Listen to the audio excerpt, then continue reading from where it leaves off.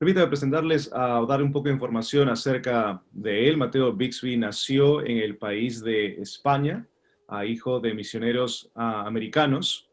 Tiene una licenciatura y maestría en Biblia. En estos momentos está elaborando su tesis para su doctorado en ministerio y por ahí conversábamos de que justo ha tomado un tiempo específico para llevar a cabo esta misión. Ha sido misionero en el país de México por 19 años, sirviendo como director de la Facultad de Teología en la Universidad Cristiana de las Américas en Guadalupe, Nuevo León, México. Es pastor de la Iglesia Bautista La Gracia en Juárez, Nuevo León, iglesia que fundó él en el 2010. También es director del blog Palabra y Gracia y a menudo escribe para otros blogs como Coalición por el Evangelio y Editorial Bautista Independiente. Está casado con Susana Bixby, hija de misioneros estadounidenses al país de Chile. Tiene 3 hijos, Aarón, Ana y David, 2 de los cuales están estudiando en la Universidad Cristiana de las Américas, la UCLA, allí en México. Bien, el hermano Mateo Bixby nos estará compartiendo en esta ocasión este tema muy puntual también para nosotros, que es desafíos de la educación teológica en América Latina. Mateo, gracias por acompañarnos. El tiempo es suyo. Gracias, Giorgio. Gracias a todos los que organizaron este evento y la oportunidad de compartir con ustedes en este día. Como ya escucharon, llevo desde el año 2000 trabajando con la Universidad Cristiana de las Américas en Monterrey, México. Desde el 2002 llevamos viviendo en México ya de tiempo completo, sirviendo como director de la Facultad de Teología, pastoreando también una iglesia, y la verdad fue para mí una bendición escuchar a tantos de ustedes con sus institutos bíblicos, sus seminarios. Fue una bendición saber que la obra de Dios se está haciendo en todos los lugares, en muchas regiones diferentes, y cada uno de nosotros estamos poniendo nuestro granito de arena en este gran proyecto que es la Iglesia de Jesucristo, y compartir la gloria de Dios en el Evangelio. Y gracias a Dios por cada uno de ustedes y el ministerio que están realizando. Y pues vamos a hablar de los desafíos en la educación en Latinoamérica, los desafíos en la educación teológica en Latinoamérica. Estaremos hablando un poquito de experiencias que creo que todos nosotros tenemos en común. Y quisiera comenzar narrando una pequeña historia. Es una historia que seguramente refleja la realidad de cada uno de nosotros. Y es la de un joven líder, pastor quizás, que quiere comenzar un instituto bíblico o un seminario, una universidad, e inicia el proyecto con mucha emoción y quizás también con cierta ingenuidad, ¿verdad? Él piensa pues que todos van a apoyar su proyecto y que todos van a querer enviar a sus jóvenes para prepararse para servir a Dios en el ministerio. ¿Y qué sucede? Pues que rápidamente se enfrenta a muchos desafíos, la mayoría de los cuales, como dije, nosotros los hemos experimentado. Encuentra resistencia de parte de los pastores, quizás hay celos. ¿Por qué tú lo estás comenzando? Porque es tu ministerio. Quizás el temor de que nos van a robar nuestros jóvenes, o otros pastores que incluso no lo ven como importante, que un joven se pueda preparar para el ministerio.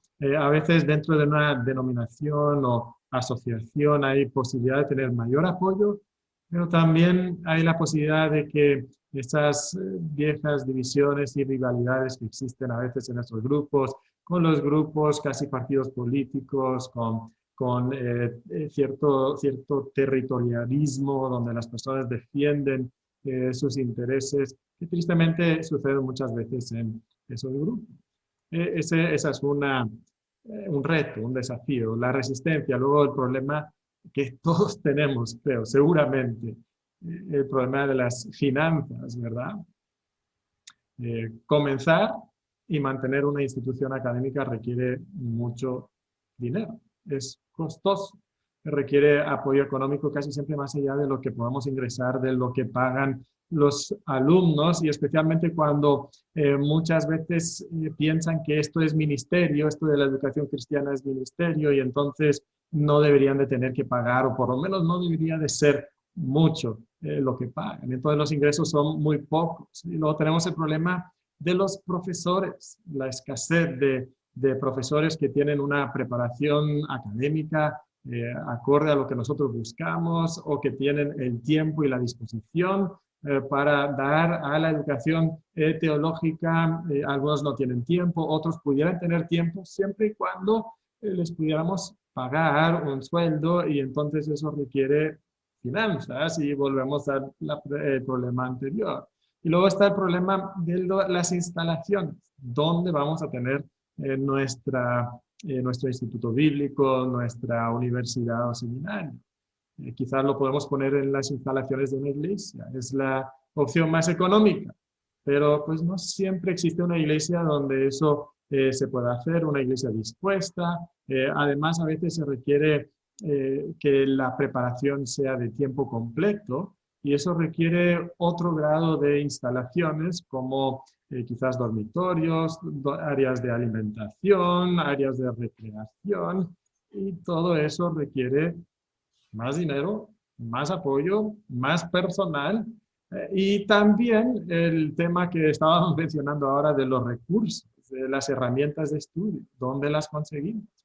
Desde que nosotros comenzamos a trabajar aquí en México hace ya casi 20 años, hasta el día de hoy, ha mejorado mucho ese aspecto de los recursos, de los libros que existen en español, pero todavía no hay muchas herramientas de alto nivel académico que nos pueden servir para lo que nosotros buscamos. Mucho a nivel popular quizás, pero no a nivel académico. Y si existen, bueno, tenemos el problema de conseguirlos, que hay que comprarlos, y entonces eso requiere dinero, el problema de finanzas, y luego tenemos que tener un lugar para donde ponerlos, y entonces esa es una biblioteca, y entonces estamos hablando del problema de instalaciones, y luego tenemos que tener quizás un bibliotecario, alguien que se encargue de eso, y ese es el problema de personal, y estamos otra vez en esta serie de desafíos y de retos. Y luego tenemos el asunto de los alumnos.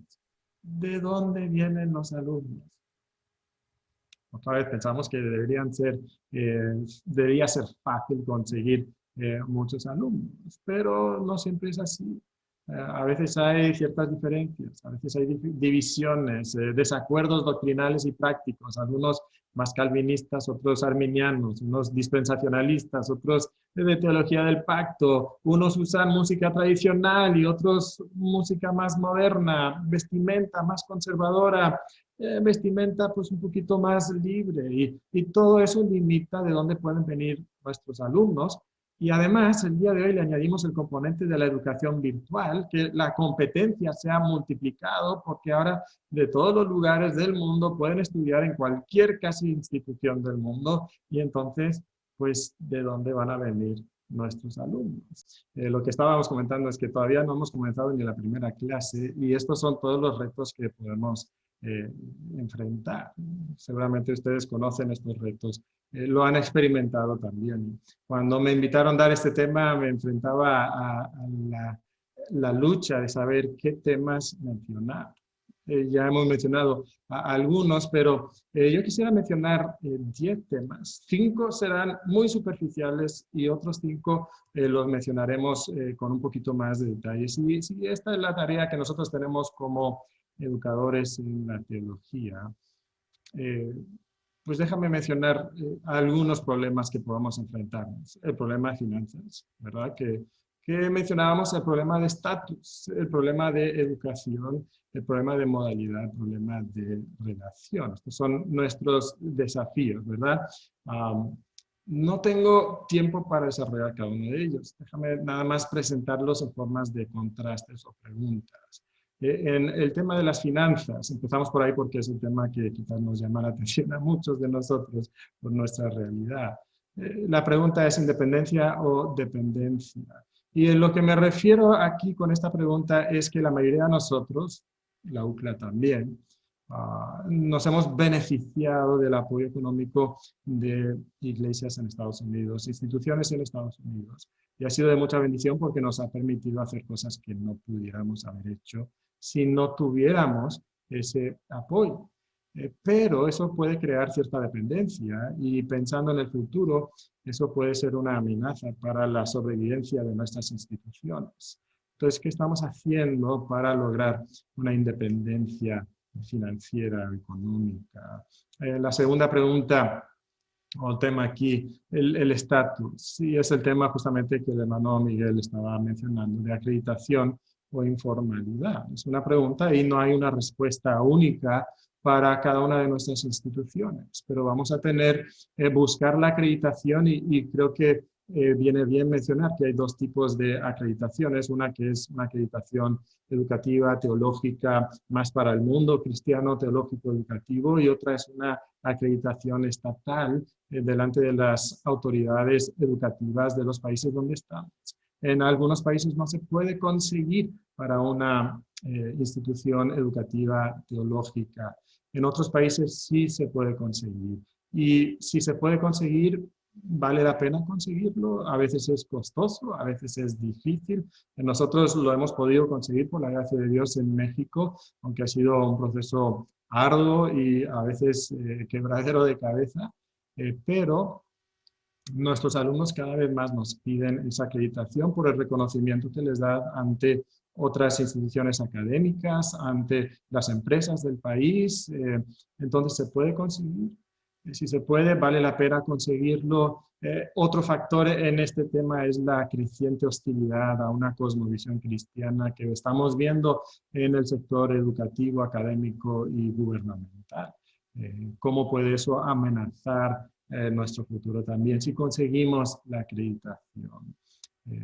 Otro tema es el tema de la educación, y hablando de la educación, calidad o cantidad es un reto que cada institución tiene que enfrentar. Queremos muchos alumnos y les vamos a poner muy pocos requisitos, tanto de entrada como de nivel académico estando en la institución, o vamos a exigir una mayor calidad académica. Significa eso que quizás vamos a tener que no permitir la entrada a algunos alumnos o quizás reprobar y luego excluir a algunos alumnos que pueden ser de muy buen corazón y que quieren servir a Dios, amar a Dios. Bueno, otra vez aquí no hay una respuesta correcta o incorrecta, pero cada institución tiene que enfrentar esta pregunta. La pregunta de modalidad, pues quizás la pregunta del momento, ¿verdad? Virtual o presencial, ahora todos creo que estamos virtuales. Nosotros, Dios mediante, estamos orando que en agosto podamos regresar a la modalidad presencial, pero cada institución está enfrentando este tema. ¿Cuánta atención vamos a darle a la educación virtual? Creo que todos vamos a estar involucrados en la educación virtual de aquí en adelante. Bueno, ¿cuál es la mejor manera de usar la educación virtual con las limitantes que tiene, pero también con los beneficios que tiene? Es un tema muy, muy actual. También debemos de considerar el tema de la relación, y cuando hablo de relación estoy hablando de si vamos a colaborar o competir, y si vamos a colaborar con otras instituciones de nuestra misma fe, o si los vamos a ver como competencia. Tristemente muchas veces siempre lo vemos como competencia. Nos están robando alumnos en vez de estar pensando en cómo podemos colaborar juntos. A veces esta actitud la tenemos hacia las mismas iglesias a las cuales supuestamente estamos sirviendo. Puede haber casi una actitud de superioridad de nuestra parte hacia esas iglesias o hacia otras instituciones que no son exactamente iguales a las nuestras. Podemos llegar a tener una actitud de que nosotros somos los que sabemos, nosotros conocemos, los demás son inferiores a nosotros, y entonces esa actitud puede ser muy, muy dañina para la obra de Dios en Latinoamérica. Ahora, estas son 5 áreas funcionales que mencionamos brevemente, pero quisiera enfocarme un poquito más en otras áreas. Otros 5 desafíos que son más filosóficos y que creo que quizás son de mayor importancia para cada una de nuestras instituciones. El primer desafío que quisiera mencionar es el desafío de nuestra misión. ¿Cuál es nuestra misión?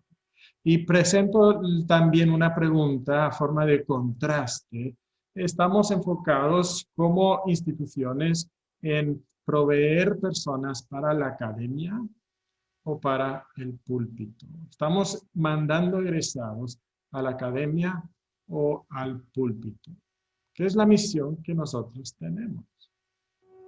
O sea, nuestra aspiración es generar doctores en teología o predicadores para los púlpitos de las iglesias locales de Latinoamérica y del mundo.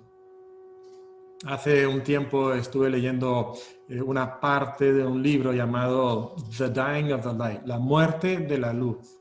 Digo que leí una parte porque es un tomo muy, muy grande. Y es un libro que analiza la historia de muchas universidades y seminarios en Estados Unidos. Y lo que comenta es que se puede notar un patrón en muchas de estas universidades. Y lo que sucedía en estas universidades es que después de un tiempo, después de unas décadas, había una transferencia de lealtad de la institución, donde la institución ya no era tan leal a la iglesia y no estaba pensando en la iglesia y estaba pensando más en la academia. Y entonces, pensando en la academia, buscaban que sus profesores escribieran libros que eran buenos para la academia y que escribieran artículos que fueran de interés al gremio del profesorado de las instituciones académicas y perdían su interés en la iglesia local. Y esto se veía en la manera que usaban o cómo distribuían, por decir así, los egresados de la institución. Porque lo que hacían estas universidades era retener para sí los alumnos más brillantes y eran asimilados entonces a la academia, y los que no demostraban tanto potencial, esos alumnos, bueno, los enviaban para ser pastores de las iglesias. Y entonces el enfoque se volvía a la academia en vez de enfocarse en el púlpito. Ahora, creo que nosotros podemos observar que en el Nuevo Testamento el énfasis no está en la academia, por supuesto, sino que está en el púlpito.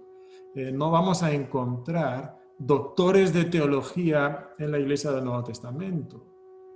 Quizás alguien pudiera argumentar, bueno, pero el apóstol Pablo tenía lo que era el equivalente de un doctorado en aquel entonces, y pudieran tener razón al comentar eso. Pero es interesante notar que el apóstol Pablo añora no más eruditos, no más doctores, sino pastores. Eso es lo que él pide para la iglesia. Desea encontrar hombres fieles a los cuales pueda encargar la misma doctrina sana, a hombres fieles que pudieran transmitir eso a una nueva generación. Ahora, como dije, aquí no es siempre como que una respuesta u otra y entonces no son mutuamente exclusivas. No, aquí podemos recibir la bendición como iglesia de hombres que Dios ha dotado académicamente, que tienen una mente brillante, y cuando Dios da esos hombres a la iglesia, pues los recibimos con brazos abiertos, pues son un don de Dios para nosotros como iglesia.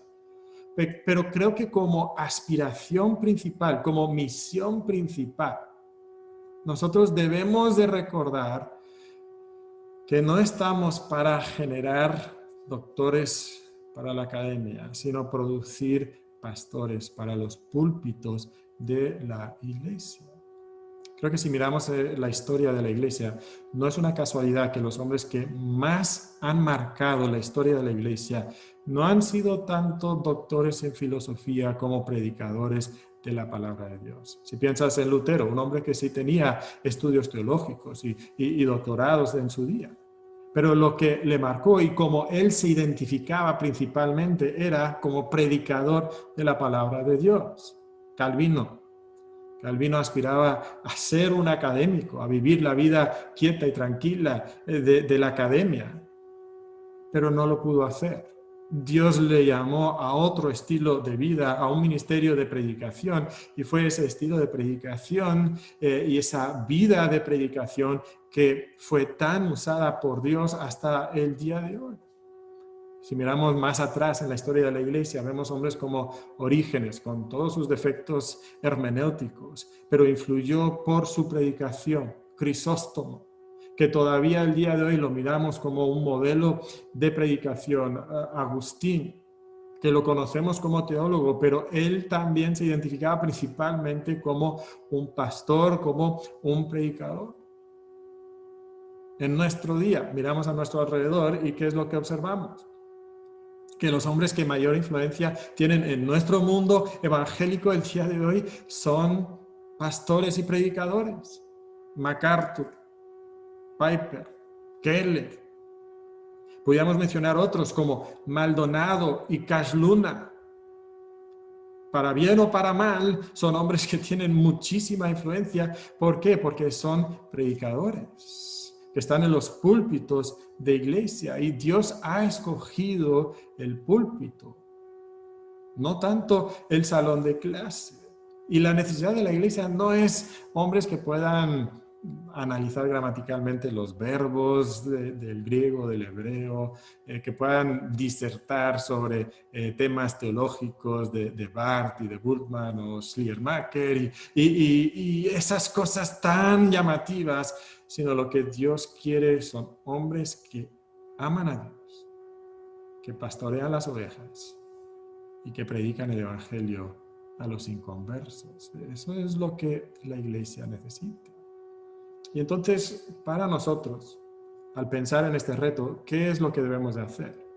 ¿Cómo debemos de proceder? Y creo que necesitamos reevaluar nuestra misión. Constantemente tenemos que estar evaluando cuál es nuestra misión. Y si hemos perdido de vista cuál es la misión de una institución académica, sea instituto bíblico, sea una universidad, sea un seminario, ese es nuestro reto.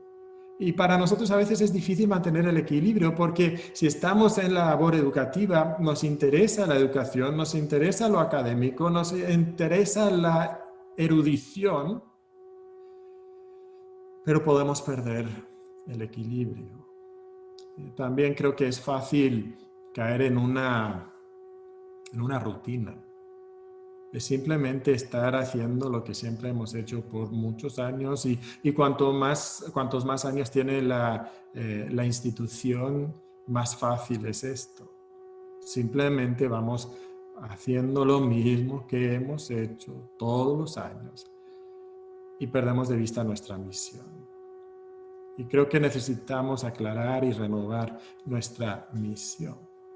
Entonces la pregunta es si es la academia o el púlpito nuestra misión. Y cuando uso la palabra academia, quizás lo voy a usar a menudo para referirme a todos los institutos bíblicos, las universidades, los seminarios, para no tener que ir mencionando los tres cada vez. Academia lo voy a usar para hablar de los tres.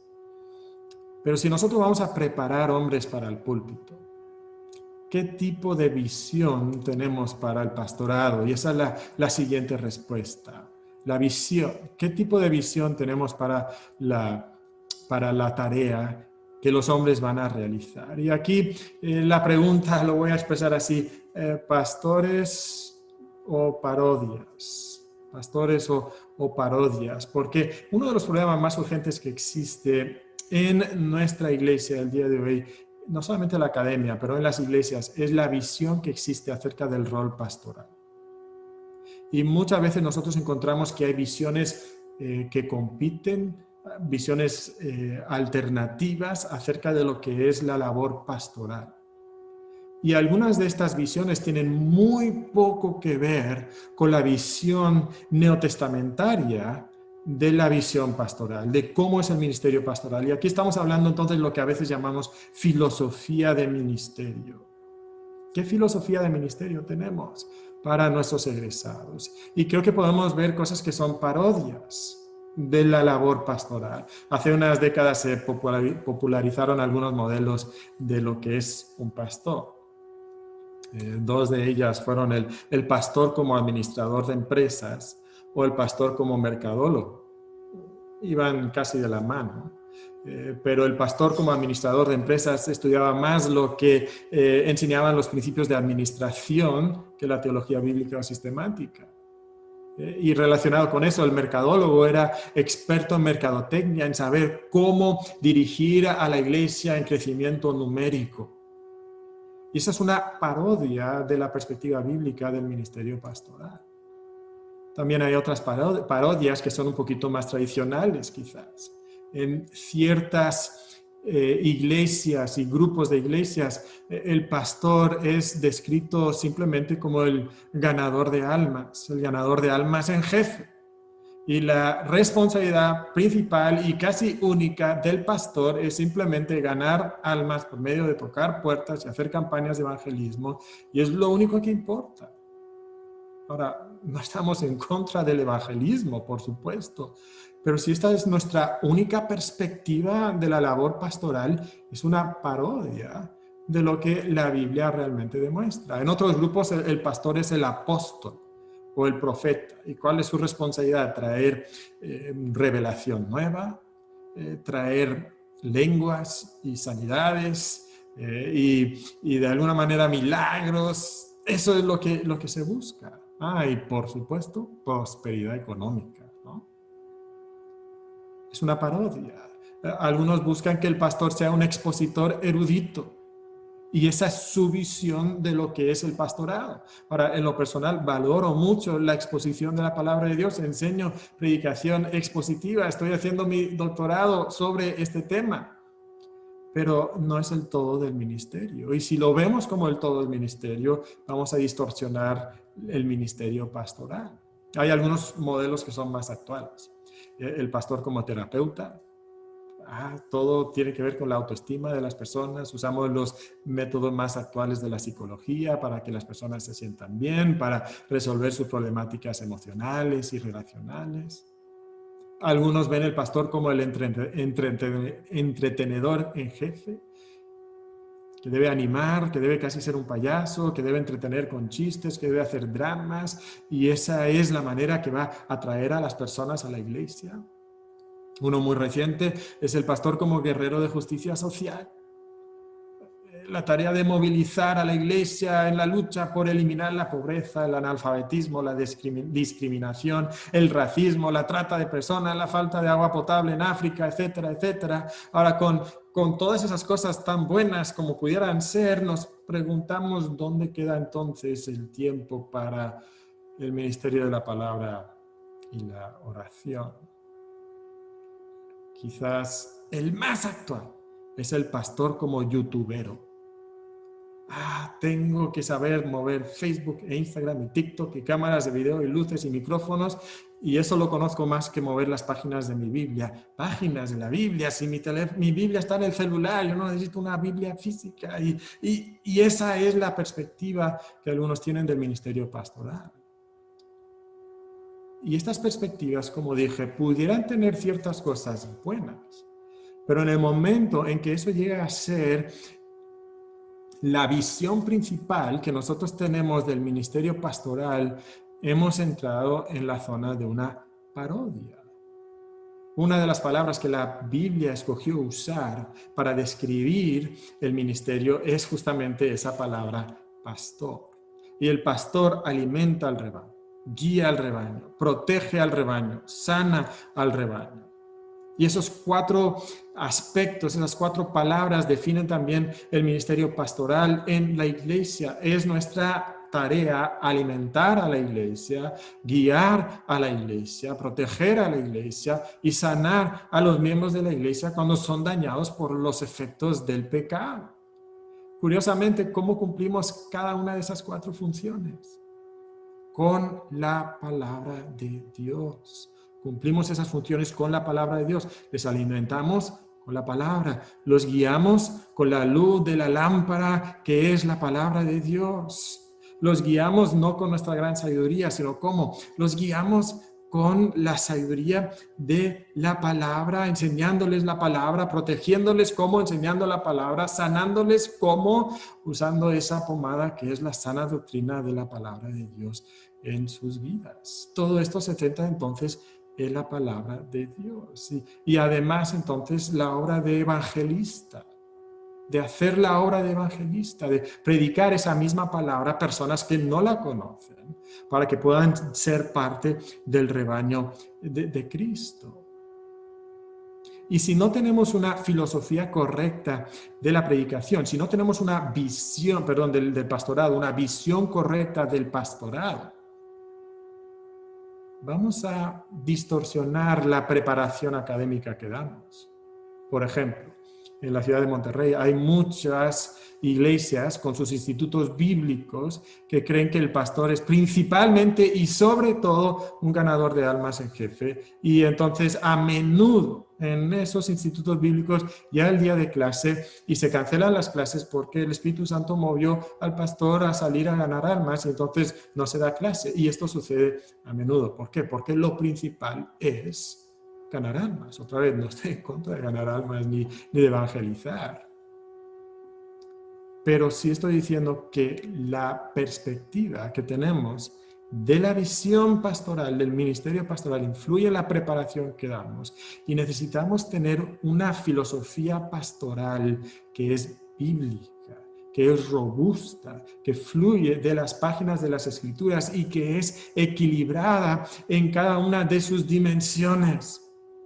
Y para nosotros entonces que estamos en la tarea de educar a estos hombres que van a ser pastores, tenemos que tener una buena filosofía de ministerio también. Puedes decir, pero es que mi especialidad es enseñar idiomas y esto del ministerio le toca a otro. No, tú estás preparando a pastores para el ministerio. Ah, pero es que mi especialidad es teología sistemática o la teología bíblica. No, estás preparando pastores y necesitamos cultivar y desarrollar una filosofía sana del ministerio, del pastorado, una visión que es realmente bíblica. Nuestra misión nos dice que estamos enfocados en el púlpito, producir egresados que van a servir en el púlpito y que sean pastores que tienen una visión bíblica del pastorado.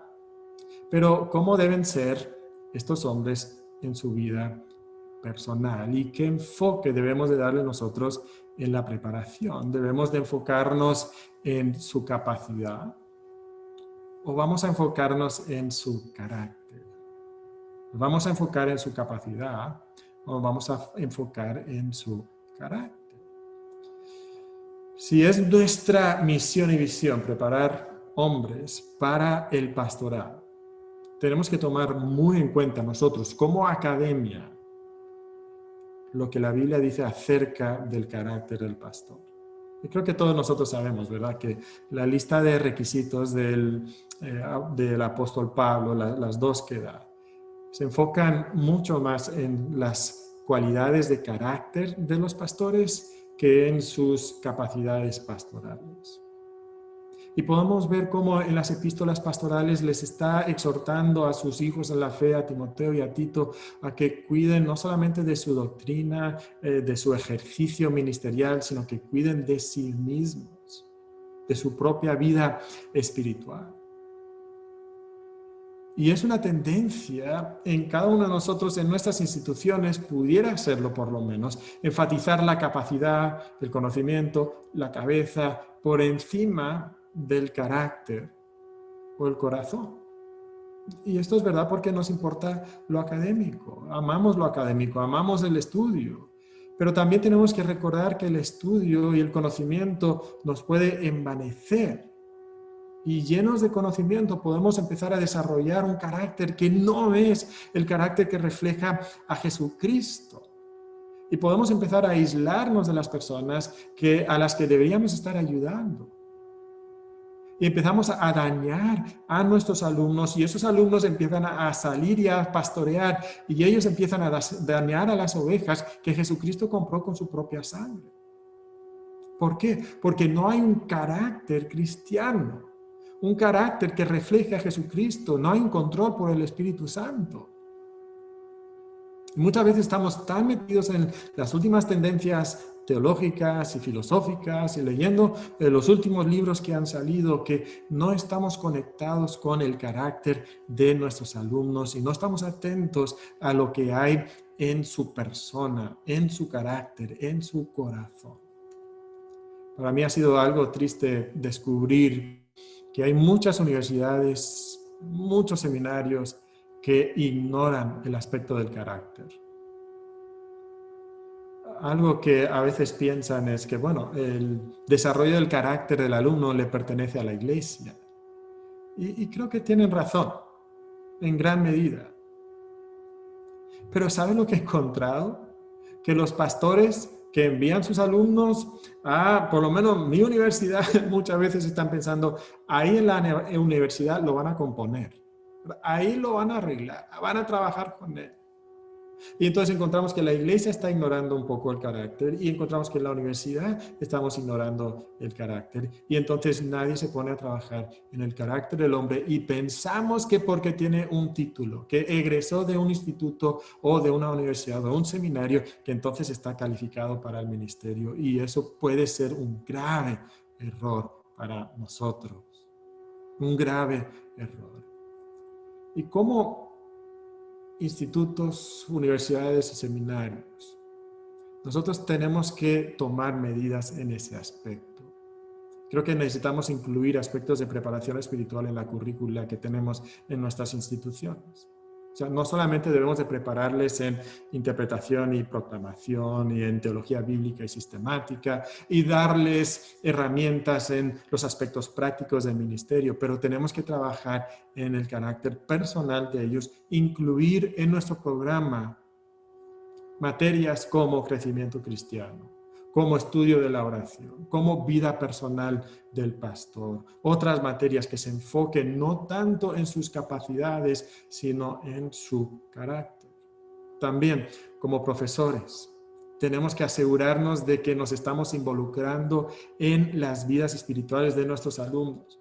Tenemos que invertir en el discipulado personal con ellos. Nuestra tarea no es simplemente llenar su cabeza de información o darles ciertas capacidades, sino ayudarles a desarrollar un carácter que refleja el carácter del príncipe de los pastores. Y tenemos en nuestras manos a esos hombres que muchas veces son jóvenes y están en una etapa formativa y tenemos una maravillosa oportunidad. ¿Por qué desperdiciaríamos esa oportunidad de tener un impacto no solamente en su cabeza, pero también en su carácter y su corazón?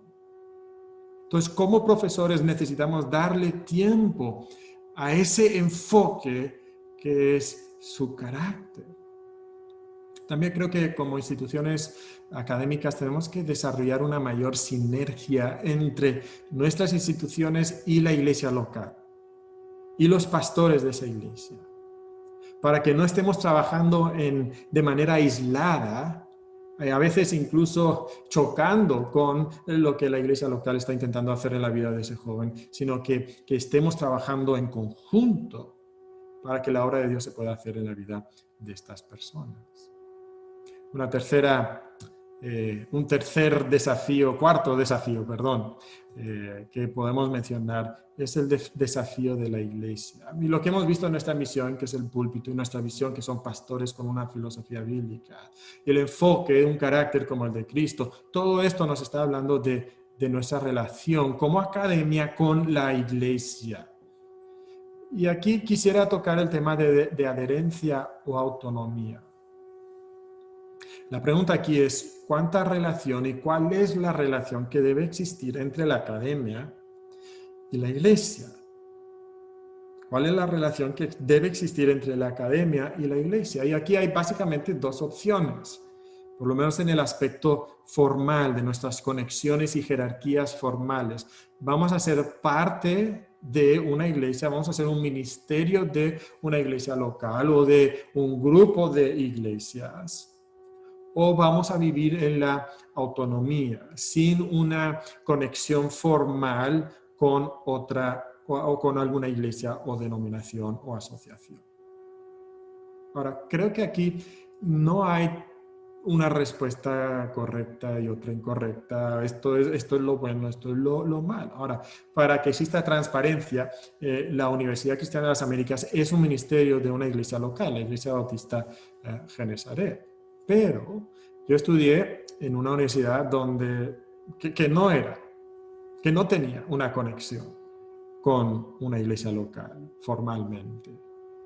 Donde estudié la maestría, tampoco. Donde estudié el doctorado, donde empecé el doctorado, no lo tenía. Donde estoy terminando el doctorado, sí es un ministerio que tiene una conexión formal con una iglesia local. Entonces he experimentado ambos aspectos y aquí mismo en la conferencia seguramente tenemos de todo tipo también. Ahora, en mi opinión personal, creo que las ventajas de ser parte de una iglesia local o de un grupo de iglesias son mayores que las ventajas que trae la autonomía, aunque hay ventajas en ambos sentidos. Pero creo que más que la cuestión formal o informal, si formalmente somos parte de un grupo de iglesias o de una iglesia local, hay otra pregunta que es más importante y es si debe existir una academia que no tenga adherencia a la iglesia local como un elemento importante a su identidad constitucional. O sea, debe existir una academia que no tiene adherencia a la iglesia local como una parte importante, un elemento importante de su identidad constitucional. Puede que tengas una relación formal con un grupo de iglesias y que estés viviendo en autonomía absoluta de esas iglesias. Puede ser que no tienes una relación formal con un grupo de iglesias o una iglesia en particular, pero mantienes esa adherencia a la iglesia. Lo que yo quiero destacar el día de hoy es que no debe existir una institución académica que es libre de las iglesias y la razón es muy simple. La iglesia forma una parte esencial del plan de Dios y la academia no. La Biblia nunca menciona la academia. La academia pudiera desaparecer el día de mañana y el plan de Dios continuaría, pero la iglesia no. La iglesia no, la iglesia es parte del plan de Dios. Esencial. Sería una pérdida para la iglesia si la academia desapareciera, pero no sería fatal para la obra de Dios. Pero la iglesia no puede desaparecer en el plan de Dios en este tiempo. Si la iglesia desapareciera, la academia cristiana no tendría razón de ser. O sea, la iglesia es la parte esencial del plan de Dios. La academia es sierva de la iglesia. Y creo que nunca podemos olvidar esa realidad. Nunca debemos olvidar esa realidad. Y creo que es más fácil olvidarnos de esa realidad cuando no hay una relación formal, una adherencia formal a una iglesia o a un grupo de iglesias.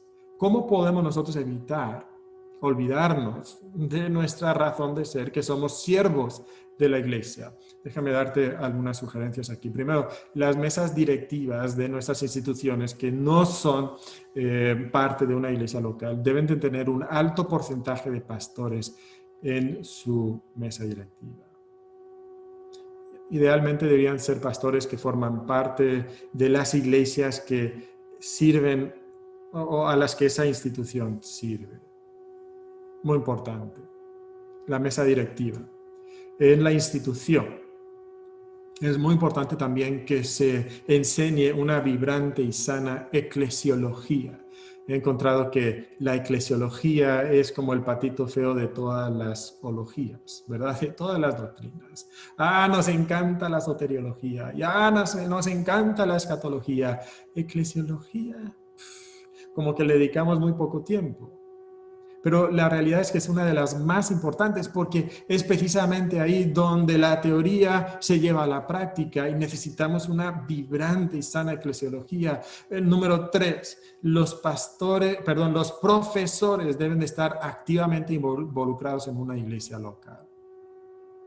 Creo que a veces en ciertas instituciones, cuanto más grandes se hacen esas instituciones, hay la tendencia de que el pastor piense, yo no necesito la iglesia local, mi ministerio de Dios es en la universidad. A veces he encontrado presidentes de instituciones que creen que no deben asistir a una iglesia local, no deben ser miembros de una iglesia local, porque eso crearía favoritismos y crearía problemas políticos, entonces se mantienen alejados de la iglesia local. y puede parecer política y administrativamente sabio, pero es espiritualmente peligroso y creo que incluso es bíblicamente desobediencia a la palabra de Dios. Entonces, como profesores debemos estar activamente involucrados en iglesias locales para preservar esa adherencia a la palabra de Dios.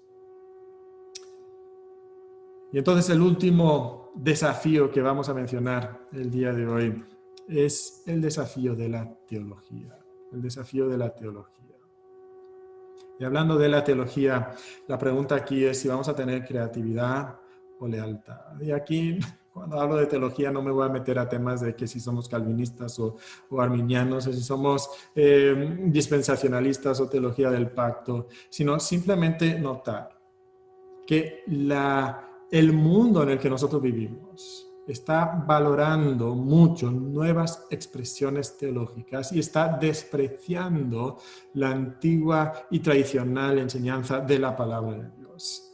Y como institución tenemos que decidir si vamos a entregarnos a esa creatividad teológica o si vamos a ser leales a la palabra de Dios.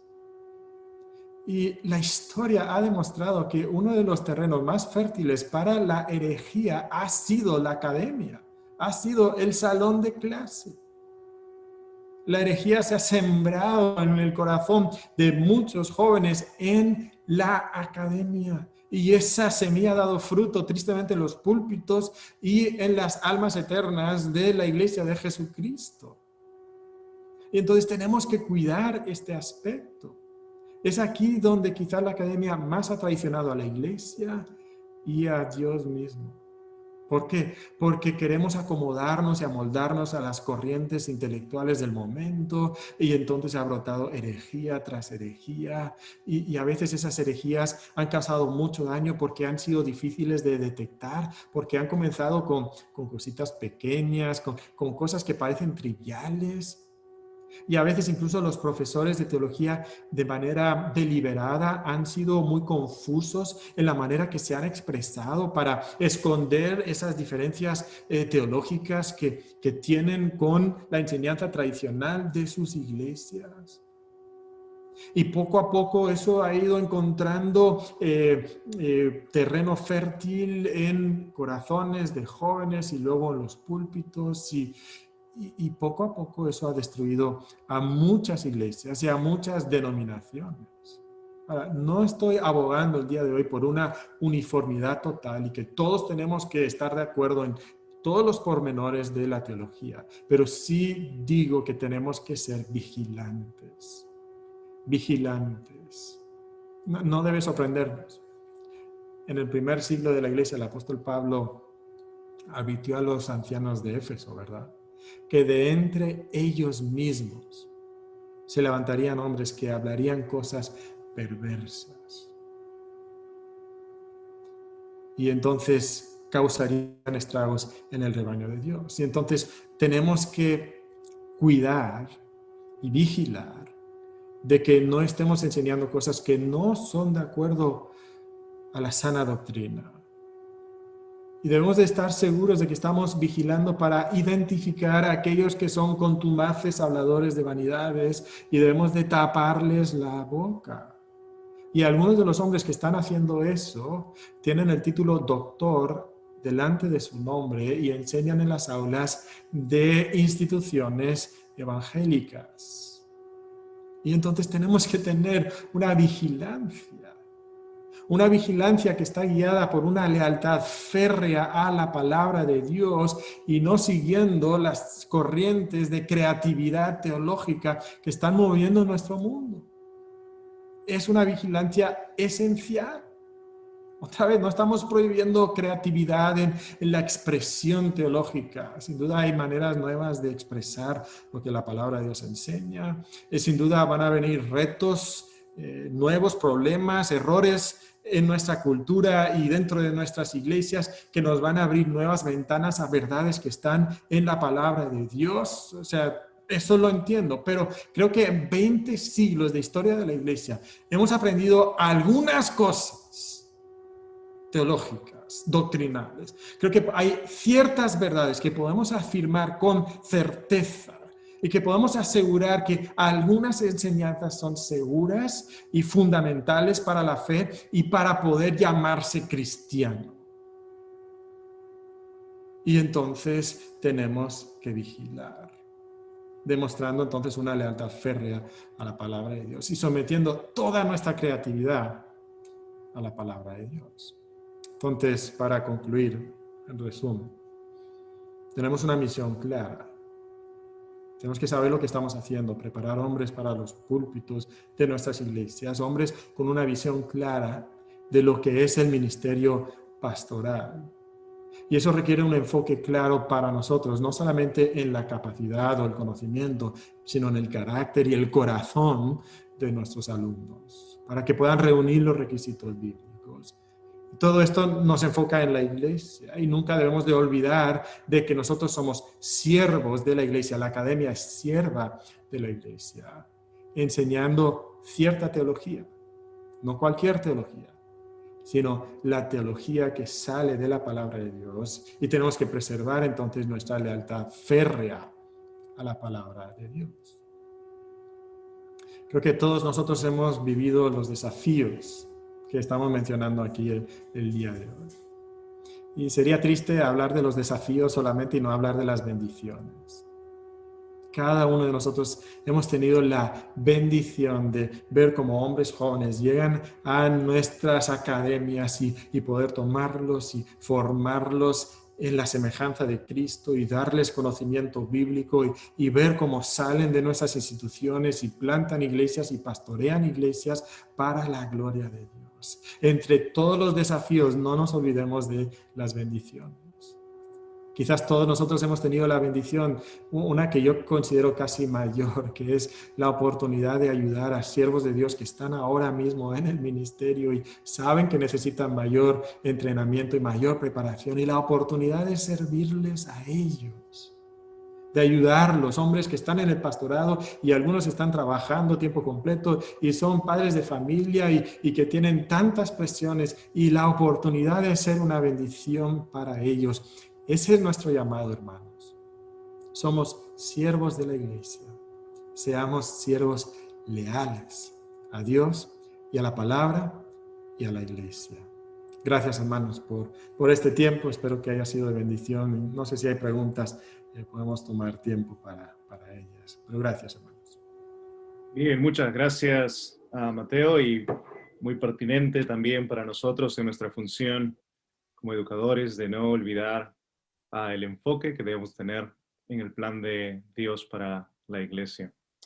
Muchas gracias. Y pues tenemos unos pocos minutos, tenemos casi 4 minutos quizás para un par de preguntas. Si es que alguien tuviese alguna pregunta que desee realizar sobre este tema, la puede realizar ahí en el chat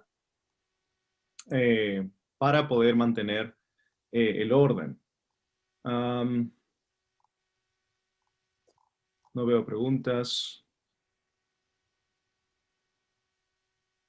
Acá hay uno. Lo menciono, la voy a leer. Mateo dice: muy de acuerdo con el énfasis en la teología bíblica y visión de preparar y formar a pastores hombres. ¿Puede comentar sobre la visión y misión en cuanto a las mujeres que deseen servir en el ministerio? No como pastores, pero en otros ministerios complementarios. Es un tema importante y gracias a Dios que hay mujeres que quieren servirle. Creo que como instituciones podemos hacer mucho para ayudar a esas mujeres, prepararse. A veces el enfoque casi siempre es consejería que se le da o algo de la obra misionera, y creo que es muy importante que con ellas también se hagan muchas de las mismas cosas y van a ser de bendición para la iglesia, aunque sea simplemente como miembros de sus iglesias. Tienen que conocer la palabra de Dios, tienen que tener un carácter cristiano. Queremos que tengan una eclesiología vibrante, aunque sean mujeres, que estén involucradas en sus iglesias. Queremos que estén discipulando a otras personas en sus vidas. Entonces, no creo que el enfoque cambie mucho. Por supuesto, En mi opinión personal, creo que es muy obvio que la Biblia enseña que no deben de estar en el pastorado, que no deben de estar predicando. Pero muchas de las cosas no son muy diferentes para una mujer que para un hombre. Entonces podemos ayudarles también en ese aspecto. Bien, muchas gracias. Y creo que esa es la única pregunta que teníamos. Muy clara exposición y realmente de mucha ayuda para mantener el énfasis. Recuerdo hace unos años tuvimos con nosotros aquí al doctor Samuel Pérez Millos, quizás algunos de ustedes lo conocen, y pues le pedí un consejo, le dije, ¿qué consejo me daría para la labor que desempeño? Y pues me dijo, no te apartes de la función en la iglesia local. Y es muy cierto y muy valioso. Muchas de las instituciones tenemos el eslogan, y digo eslogan porque a veces queda como un eslogan únicamente, de que ministramos a las iglesias locales. Pero ¿cuántos realmente estamos con ese énfasis de apoyar a las iglesias locales con el plan de Dios? Bien, muchas gracias Mateo una vez más, muchas gracias también doctor Wheeler por habernos acompañado en esta mañana y muchas gracias a cada uno de ustedes, hermanos en diferentes lugares, diferentes países, que han tomado el tiempo para acompañarnos en esta primera cumbre internacional de educación teológica. Para mí ha sido un gozo y un privilegio el poder estar aquí como anfitrión. Agradezco a los organizadores por darme la oportunidad de poder apoyar de esta manera. Y pues el plan Dios mediante es poder realizar esta cumbre el año que viene, mejorarla obviamente, tener mayores ponencias quizás, más detalles, más información que pueda ser provechosa para ustedes también, involucrados en lo que es la educación teológica. Tenemos una cuenta de correo, un email que se ha creado. Jonathan lo va a poner en el chat ahí en unos momentos para que usted pueda realizarnos sugerencias de temas que vea usted pertinentes, necesarios, que sean tocados o enseñados. Ahí está el email, es contacto@teologicainternacional.org. Usted puede escribirnos ahí algunas sugerencias, comentarios. Realmente sería de mucho provecho el escuchar de ustedes y saber sus opiniones en cuanto a esto, y esperamos, Dios mediante, verles también el año que viene. Bien, muchas gracias, realmente gracias por habernos acompañado. Vamos a dar por terminada esta primera cumbre internacional de educación teológica, y voy a pedirle a uno de ustedes que nos apoye en oración para culminar con esta cumbre. Y no sé si está con nosotros ahí como panelista, si está Jeremy. ¿Estará por ahí Jeremy? Jonathan, ¿está por ahí? Un momento. Ok. Sí, sí está ahí. Un Jeremy momento. fue uno de los que estuvo involucrado en la planificación, y pues, Jeremy, si nos pudieses despedir en oración, te agradecería. Que Dios les bendiga, hermanos. Un gozo estar con ustedes. Jeremy.